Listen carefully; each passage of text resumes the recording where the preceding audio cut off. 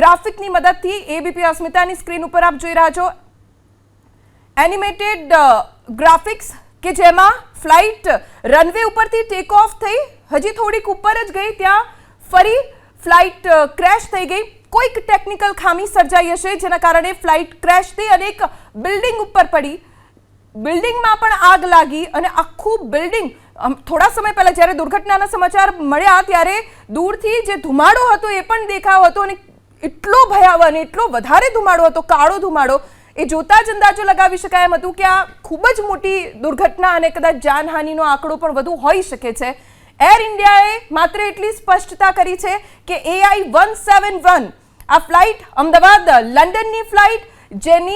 જે દુર્ઘટનાગ્રસ્ત થઈ છે લંડન ગેટવિક આ પ્લેન જતું હતું એર ઇન્ડિયાએ સત્તાવાર જાણકારી આપી છે AI-171 વિમાન અમદાવાદથી લંડન જઈ રહ્યું હતું ટેક ઓફ થયું અને તેની ગણતરીની મિનિટોમાં જ ક્રેશ થઈ ગયું છે